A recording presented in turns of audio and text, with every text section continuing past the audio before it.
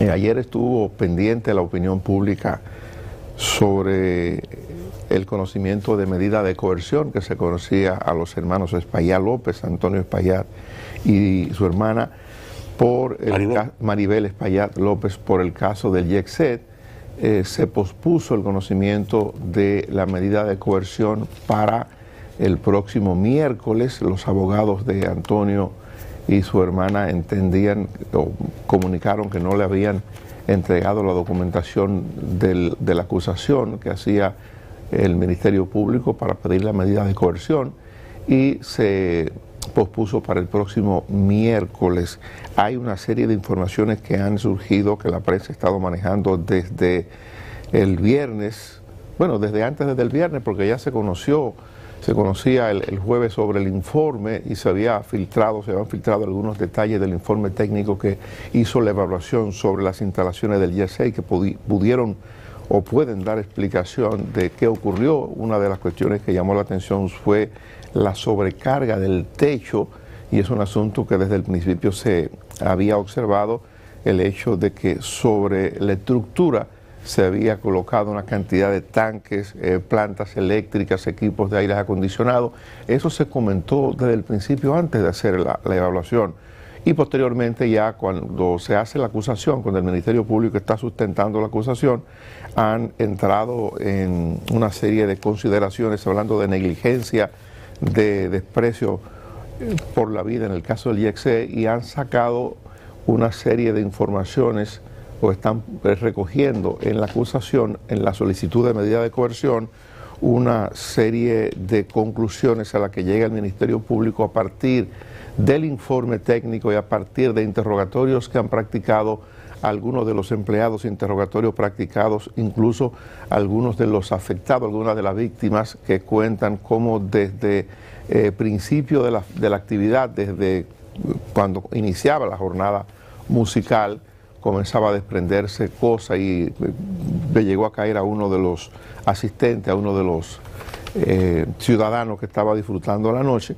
No quiso que lo asistieran. Cuenta la historia que relata el Ministerio Público, permaneció en la fiesta, pero parece que se siguió manifestando irregularidades en el curso de la noche hasta que se produjo todo esto. Hay incluso dentro de el paquete de información que maneja el Ministerio Público, comunicación entre Antonio Espaillat, que estaba fuera del país, y algunos de los empleados que le estaban advirtiendo lo que ocurría, informaciones previas entre un empleado y la encargada del negocio en ese momento, que era la hermana de don Antonio Espaillat, advirtiéndole lo que estaba ocurriendo esa noche, que deberían suspender la fiesta, pero eso no se hizo, y obvio es lo que ha servido para que el Ministerio Público sustente la acusación, la medida de coerción que está solicitando, y que haya concluido haciendo las observaciones que plantea o las acusaciones que le llevan a concluir lo de la negligencia y lo de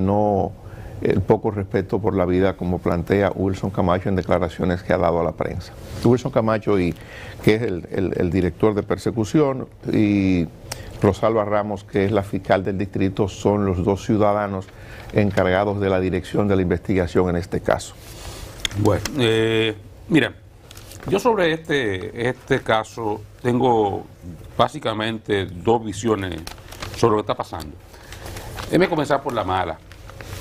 Yo no entiendo la necesidad del Ministerio Público de insistir en el modelo de la exhibición, del espectáculo.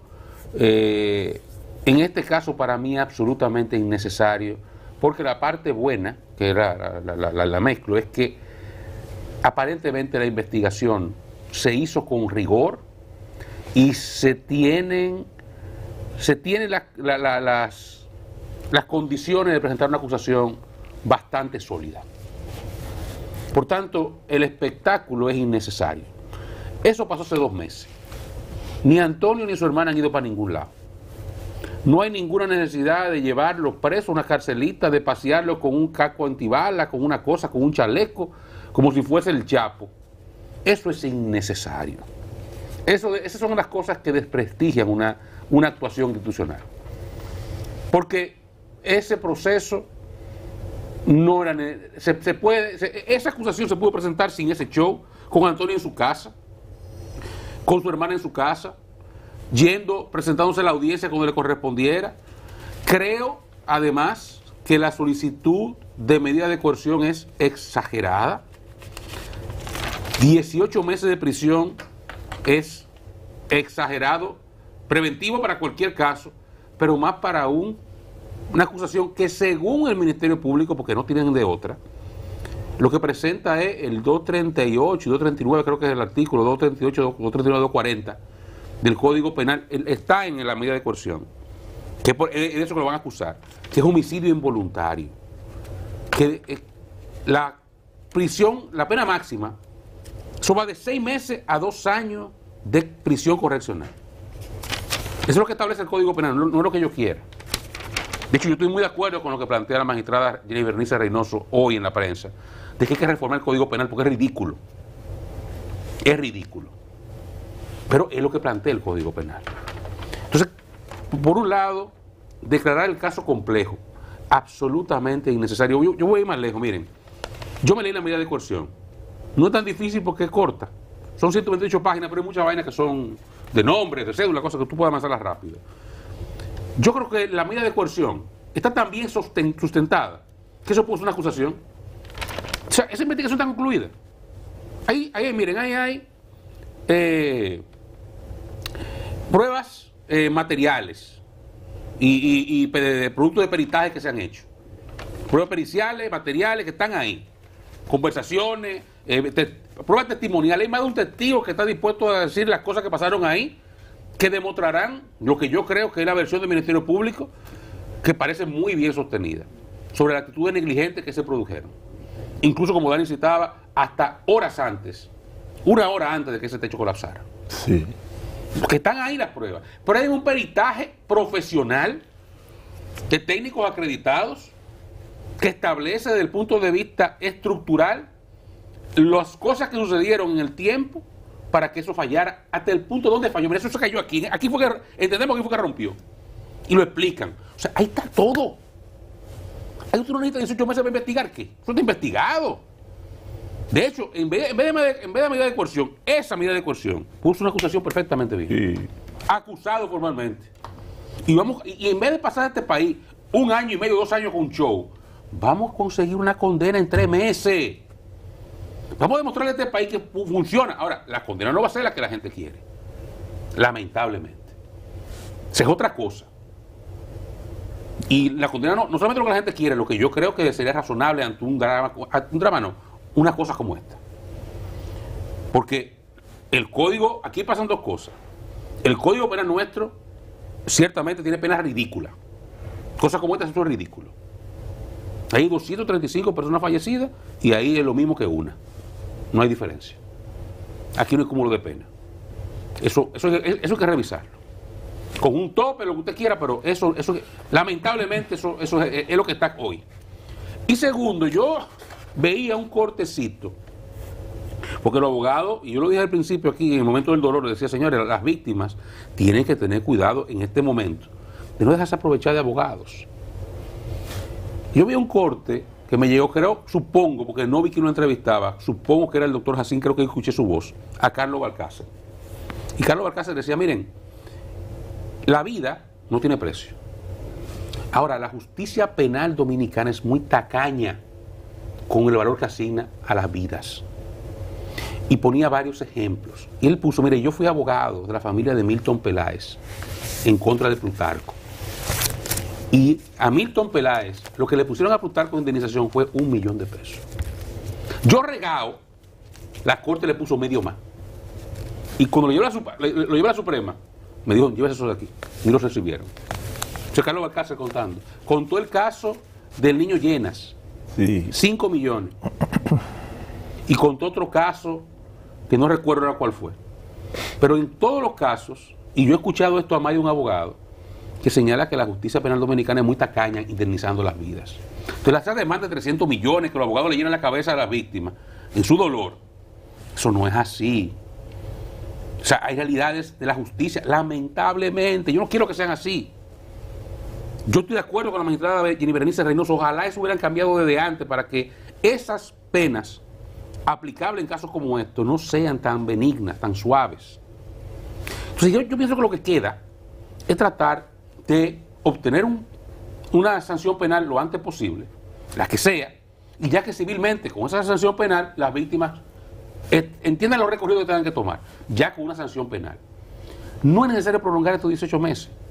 Repito, esa investigación está muy sólida, muy completa. Ahí están las condiciones para usted haber presentado acusación ayer. Y Antonio y su hermana pueden llevarse a juicio en libertad. Y cuando se defina todo, que no tiene que pasar mucho tiempo, entonces que cumplan las condenas que se les asignen si se las asignan. Pero todo lo demás, ese show, les resta respeto, les resta dignidad al proceso que está llevando el Ministerio Público, que no lo necesita. Porque en este caso, vuelvo y reitero, se ha producido una investigación muy rigurosa y muy completa en un tiempo muy breve, 2 meses. Y yo creo que hay los elementos para una acusación. No es necesario todo lo que están haciendo. Este caso nos deja muchas lecciones. Creo que desde el día de la tragedia hasta este fin de semana, todos debemos reflexionar sobre esta situación que en un país de instituciones como la nuestra, a partir de de los argumentos del Ministerio Público, de las inobservancias para reestructurar la edificación sin supervisión ni permiso de ninguna institución de la que se supone deben hacer eso, instituciones, o sea, un estado de instituciones débiles, carabelitas, donde nadie supervisa absolutamente nada. Y usted compra un edificio o usted compra una casa, un apartamento, y usted puede modificarlo y reestructurarlo como usted quiera y no recibe una supervisión de nadie, con lo que eso puede implicar en seguridad para usted mismo, para la comunidad o para todo el que visita, en este caso, este establecimiento comercial. Decía don Roberto Santana en una entrevista, que le han dicho de todo en las redes sociales, que el propio Antonio Espaillat es una víctima de la falta de supervisión y de la debilidad de nuestras instituciones.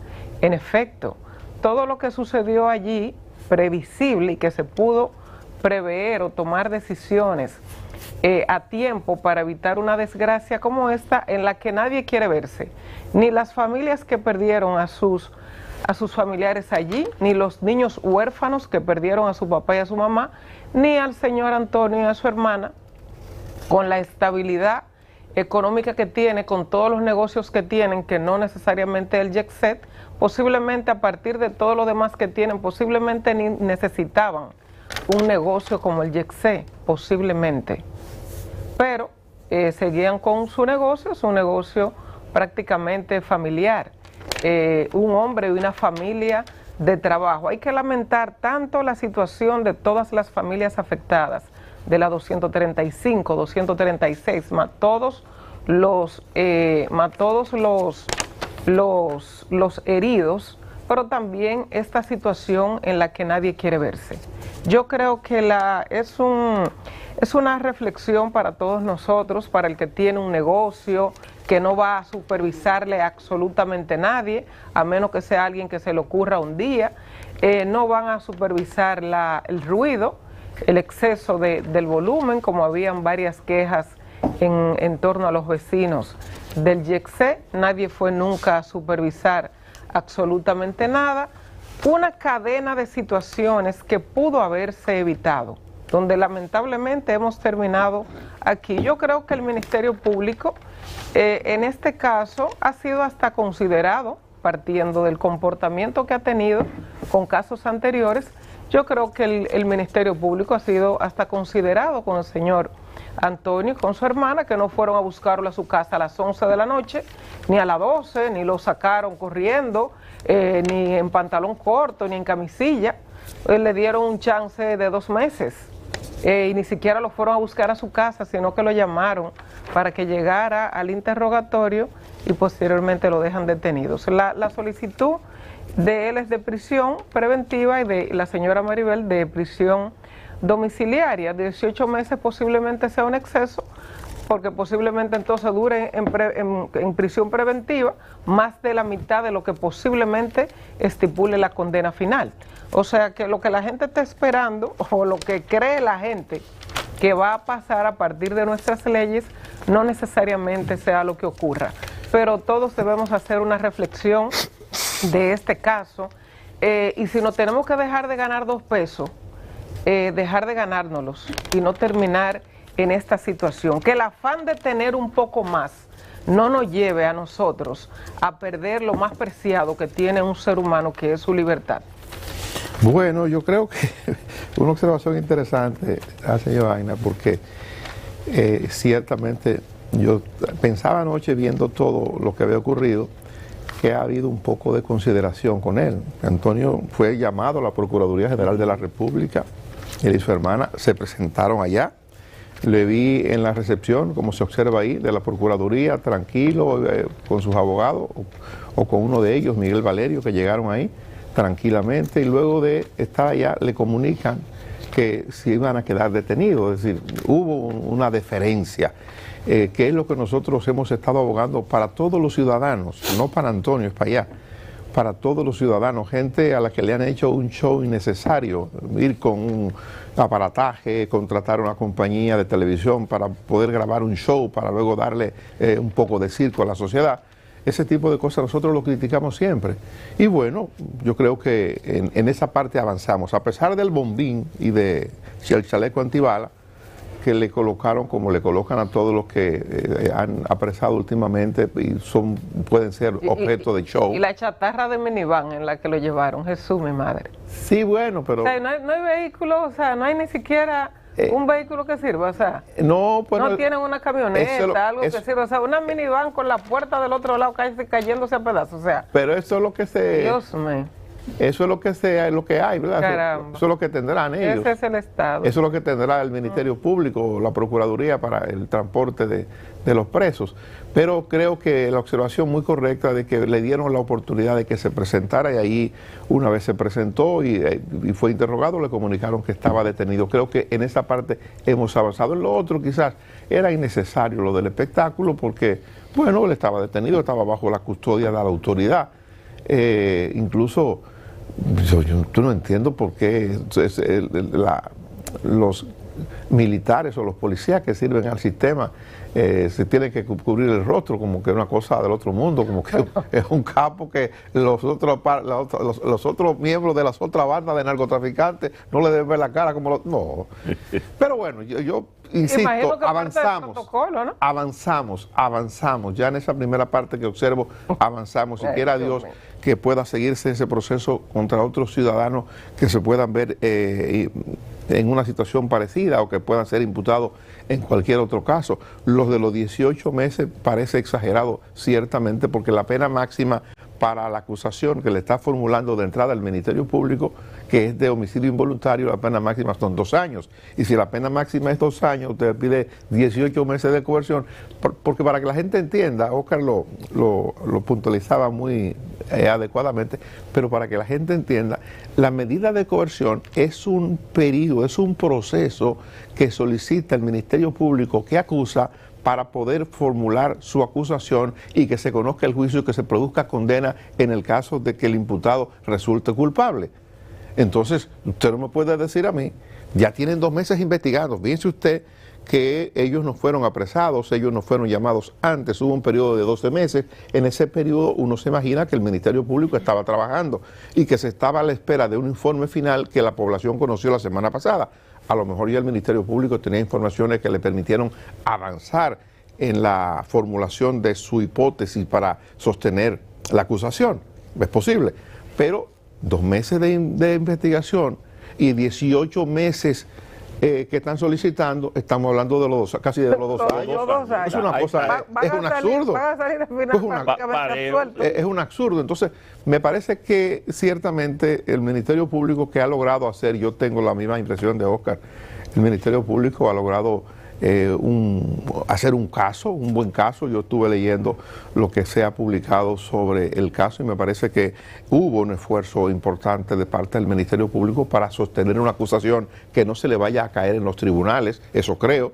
Entonces, si es así, lo de los 18 meses pienso que es una exageración, porque me imagino que en un periodo corto ya puede establecerse, a partir de las informaciones que el propio Ministerio Público ha levantado, el nivel de responsabilidad, el nivel de culpabilidad que se puede presentar frente al caso. Yo pienso que en cuestión de 5, 4, 3 meses más, ya el juez puede tener una idea para poder establecer condena en este caso. Es mi impresión. Sí, hombre, de hecho, yo te repito, esa solicitud de medida de coerción pudo ser la acusación perfectamente bien. Mira, el Ministerio Público en esa medida de coerción dice que lo va a someter por el 319 y el 320 del Código Penal. Voy a volver a leer el 319, creo que lo leí una vez aquí. Artículo 319 del Código Penal. El que por torpeza, imprudencia, inadvertencia, negligencia o inobservancia de los reglamentos cometa homicidio involuntario o sea causa involuntaria de él, será castigado con prisión correccional de 3 meses a 2 años y multa de 20 y de 25 a 100 pesos. Eso es el Código Penal. Por eso tiene razón la magistrada Jenny Bernice Reynoso cuando dice es un absurdo. Y aquí no hay cúmulo de pena. Pedro Castrén lo explicaba aquí el jueves de la semana pasada y ponía de ejemplo un caso en Estados Unidos de un padre que había dejado un producto, sustancia prohibida, al alcance de un hijo. El hijo lo tomó, lo olió y murió, y la condena fue a cadena perpetua. O sea, él lo ponía como ejemplo de la necesidad que hay de reformar el código en la República Dominicana. Entonces, era homicidio involuntario, pero cadena perpetua la condena. Es así. Entonces aquí hay, esa es la realidad penal, no hay otra. Por mucho que usted lleve abogado hablando pendejadas, y no se puede cambiar porque el Ministerio Público, repito, ha hecho una investigación y ha presentado un caso serio. Porque lo otro hubiera sido ponerle homicidio voluntario, como anda gente pidiendo por ahí, que no hay por ningún lado eso. Eso es inserio intentar buscar una condena por ahí. Y yo voy a decir algo que, miren, para que ustedes vean lo que es, porque yo digo que, Dani dice que avanzamos, yo creo que no avanzamos. Porque, miren, lo primero es, todos los días de prisión que pasen antes de la condena, se computan. Sí. Todos sin excepción. ¿Ustedes saben qué puede pasar aquí? Que un juez, ante la petición absurda del Ministerio Público, le conceda algo, lo declare complejo, y en lugar de prisión preventiva en Najayo, lo mande por domiciliaria. Cuando llegue la condena, si llega, está toda cumplida en su casa. Por ejemplo. Sí, es factible. Pero eso no va a pasar. ¿Quién sabe? O pero ven acá, ¿y qué juez tiene sensatamente tiene que mandar a Antonio Espaillat a prisión? Recuerda, un hombre que no se ha fugado del proceso en ningún momento. Eso pasó, él estaba afuera y él vino. recuérdate que los jueces son populistas y que Son sello gomígrafo, pero las penas se revisan. Las penas se revisan. A Hugo Vera y a Jochi Gómez lo mandaron para Najayo. Y a dos meses estaban en su casa. sí. Yo no estoy diciendo que lo van a mandar mañana para su casa. Deberían declarar libertad pura y simple. Eso es lo que deberían darle. Libertad pura y simple. Presentación periódica, no más. No es necesario ninguna otra pena. Futura persona que no se ha fugado. Ahora, es un proceso que debería concluirse sin show rápido para que incluso, y repito, miren, hasta para cerrar el dolor, hasta para un tema de cerrar el dolor de la familia, de las familias. Sí. Prolongar eso tanto tiempo es un absurdo. Pero además, para tú darle una herramienta a las familias, si tú le consigues la condena, para que se vayan a lo civil, a reclamar otro tipo de indemnizaciones. Si quieren hacer un servicio a la sociedad, que no prolonguen eso más de la cuenta, sin necesidad, con independencia de cualquier cosa que esté manejando ahí, incluso para buscarle vuelta a la situación. Pero la verdad es que miren, y con esto concluyo de momento el caso, usted lee eso y la verdad es que ahí hubo, para mí, lo que el Ministerio Público dice, hubo negligencia, clara negligencia. Y yo me voy a poner en los zapatos míos. Yo estuve ahí en diciembre, en una actividad, y esa vaina dice ahí que de diciembre estaba fallando. Sí. A cualquiera que tuvimos ahí los últimos 6 meses no pudo que esa vaina arriba. No, pero los reportes de los propios artistas que participaban, Sí. que no tienen por qué No, pero mentir. lo que dice este muchacho Gregory, uno que es un testigo clave para ellos. Como ese techo se iba cayendo, caían pedazos. Era Y cuestión de tiempo. él alertó a los dueños. Y había ponían unas lonas para que no cayera el agua. Y el techo estaba cediendo poco a poco. O sea, habían elementos ahí hacía rato para decir, señores, vamos por lo menos a investigar esto con seriedad.